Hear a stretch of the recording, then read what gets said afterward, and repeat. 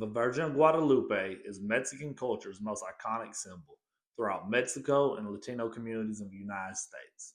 She can be found on tattoos, murals, prayer candles, and shirts all throughout the two countries, and so much more. So, I'm going to explain to you the legend behind this major symbol of Mexican culture. The year is 1531, and the Catholic Spanish Empire has arrived in Mexico just 14 years earlier. An indigenous Mexican man in Mexico City named Juan Diego was one of the first natives to convert to Catholicism that the Spanish had brought to the New World.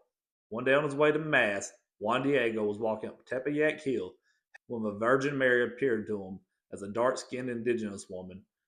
This Virgin Mary is now referred to as the Virgin of Guadalupe. She told him to go to the Archbishop and tell him to build a church at that spot. Juan Diego went to the bishop and told him what she requested. The bishop didn't believe Juan Diego and ignored his request.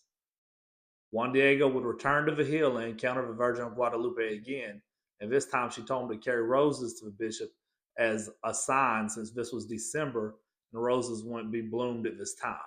Juan Diego went to the top of the hill and there he saw roses and took off his tilma or cloak and picked the roses up and wrapped them in it. When he returned to the bishop, he was shocked to see the roses in the wintertime, along with the fact that there were Castilian roses that he had not seen since he was in Spain and that did not grow in Mexico. When he opened up the tilma the roses were wrapped in, he was shocked to see the Virgin of Guadalupe in the same form she presented herself to Juan Diego imprinted on the tilma. The Catholic Church declared this a miracle and placed a shrine atop the hill.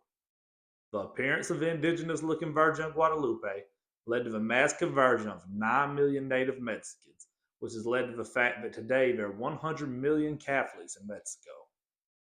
In 1709, the Grand Basilica was built on top of the hill, a site that has up to 20 million visitors a year today and allegedly still home to the miraculous tilma.